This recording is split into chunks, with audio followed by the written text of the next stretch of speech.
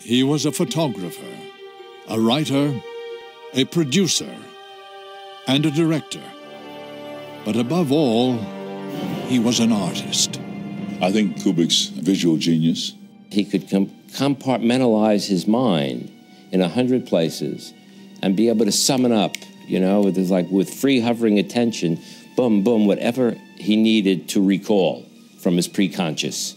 Stanley was born in the Bronx. He was born of a family of a doctor, a second-generation immigrant from Poland. Dr. Jacques Kubrick gave his son a camera, which became inseparable from the fledgling photographer. He was soon capturing indelible images of life around him. On his way to school one morning, he went past a newsstand, and the newsstand announced President Roosevelt was dead. Stanley thought, gosh, what a great picture. He took the picture and didn't go to school, went home, developed the picture, and took it straight to Look magazine. The editor not only bought the photograph, but went on to hire Stanley as Look magazine's first and only apprentice photographer. Kubrick shone as a photojournalist, and after a few years, he set his sights on making movies. The short films that Stanley Kubrick made were really an extension of his photojournalism. They are the films of a man whose visual style was formed very early on through still photography. Kubrick now felt ready to tackle a true feature film. He got a cast and crew out to California, where he produced and directed a war drama titled Fear and Desire. Even then, Kubrick understood what you needed to make a successful movie, and he inserted a fairly sexy scene with an actress named Virginia Leith, who is tied up to a tree and then menaced by one of the men, played, in fact, by Paul Mazursky, who now, of course, much better known as a film director. So when he came back, he had the ingredients of a very successful commercial film. I first met Stanley Kubrick back in the very early 50s. When I was at the Signal Corps making Army training films. We were being trained to be combat cameramen. We would take home the cameras from the Army or rent them and do some experimental work. And on one of the weekends where we were shooting a short subject, actually at my family's apartment, Stanley came to visit. To us, he was already a professional. He was already a proven filmmaker, having done 2 short subjects in Fear and Desire. Fear and Desire inspired Kubrick to tackle a more ambitious project, Killer's Kiss, which dealt with a boxer on the eve of a big fight. He drew on familiar New York City neighborhoods and friends. I thought he had done a terrific job, bearing in mind that he did everything himself. He was the cameraman, he was the director, he was the editor. He shot it all silent and then dubbed in all of the voices afterwards. I mean, an incredible technical job. And actually sold the picture to United Artists for $75,000. And I asked him what his plans were for the future, and he said he has no plans. He doesn't know what to do. United Artists said if someday he has another project or something, they might be interested. So I said, you know, I've always been interested in producing films. He was a producer looking for a project, and he was a director looking for a producer. So right then and there we said, we'll call it Harris Kubrick Pictures Corporation, and we're in business. And so that night I went to a bookstore called Scribner's on Fifth Avenue in New York and wandered into the Mystery and Western section and came across a book called Clean Break. From the flyleaf, it described it as a story of the robbery of a racetrack. So I bought the book and took it home and read it, and I got quite excited about it. I loved the structure of the book. It dealt in these flashbacks. I gave it to Stanley the next day, and he read it immediately, and he thought the same as I did about it. As it turned out, it had already been optioned by Frank Sinatra. But fortunately, Frank Sinatra let the option lapse, and Jimmy, no fool, then or now, grabbed it, got the rights, then worked with Kubrick on putting together a screenplay.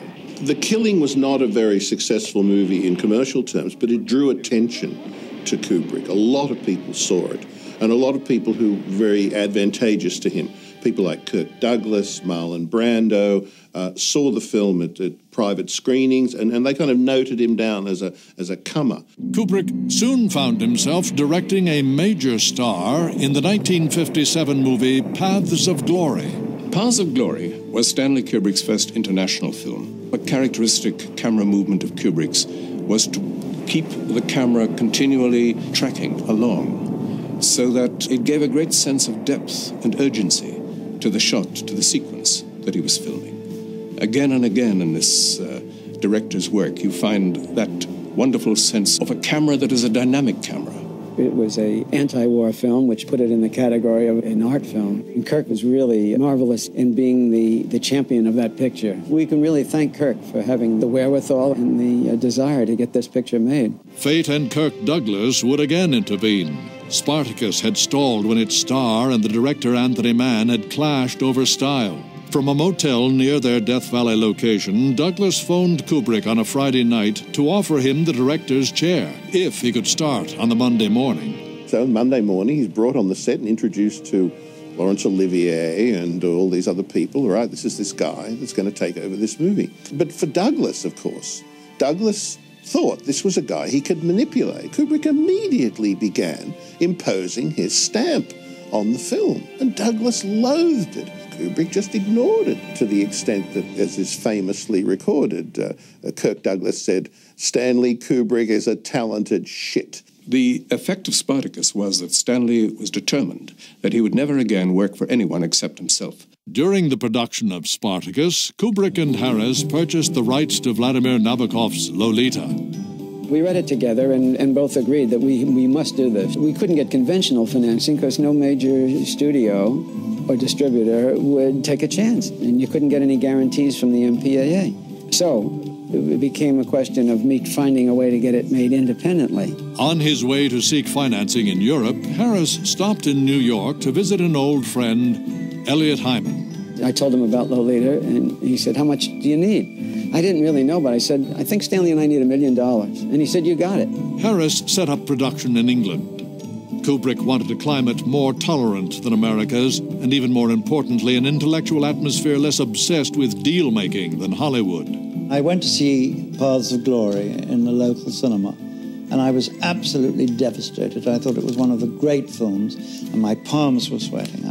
I thought I would, and I knew that Kubrick was coming to England to do Lolita. So I wrote him a note and asked if I could work with him, and he interviewed me. I came to meet him, and the first thing I asked him was how he saw the film was to look. And he said to me, it's a very risque story, this, and I'd like it to have a gloss, like the MGM pictures. And I did some research, and I found out that Culver City, where MGM are, use special filters for their black and white films, and I got hold of a set of these filters. Lolita was an amazing film for its time. Mason gives a beautifully balanced performance. And of course, Stanley managed other actors in the film, like Shelley Winters, to get them to give one of their best performances in a completely different key from those that they'd given in other American movies.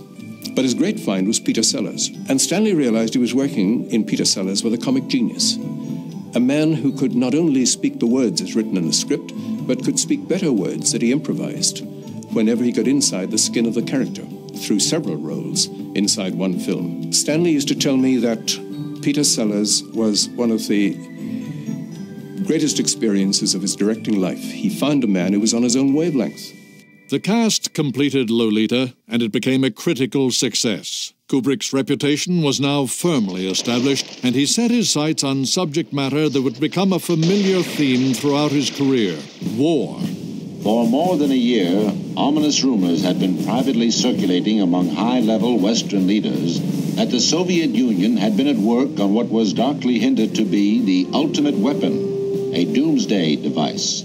In many of his films, he favored the idea of a narrator who would either introduce the film or else who would comment on the action. Stanley believed that that was a good shortcut to telling the audience things that would take much longer to show them visually.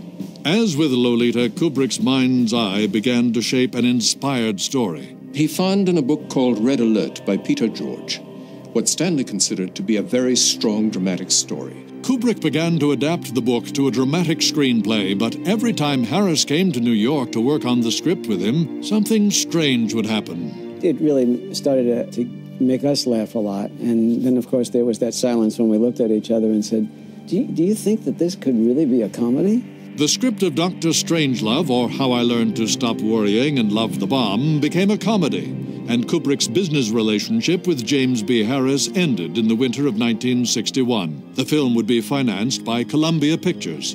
Part of the price of giving Kubrick the money, Columbia demanded that he use Sellers again, who'd been such a success in Lolita, they felt, and he had to also appear in multiple roles. That was the deal. So Peter loved that idea, and he loved improvising. It was his first real opportunity to develop characters while working. Because although he had had the experience in Lolita of doing that, much of Lolita was already scripted. With Kubrick at the helm and Sellers attached to star, the cast and crew of Dr. Strangelove would spend 6 months creating what would become a cinematic masterpiece. He knew most of the technical functions. This questioning mind of his wanted to find out what makes me tick. So he was standing behind me, and I'll never forget, one day he said, "Now I know how you come up with these ideas, because you take all your lines to one point."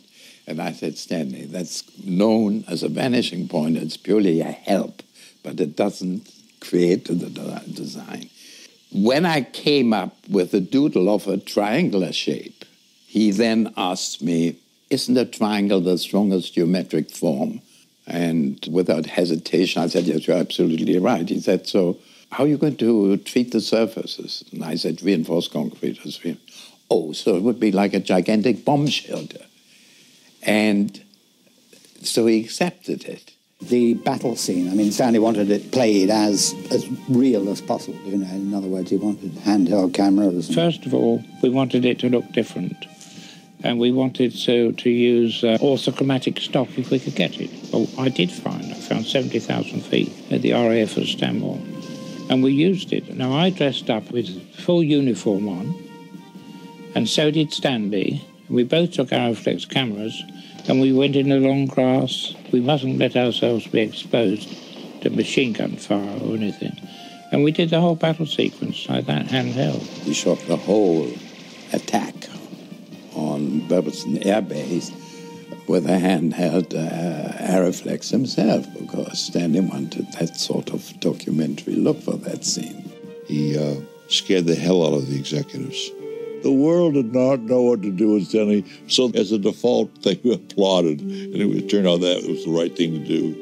And I hold my memories of Stanley. It was a great privilege. And good night, Stanley.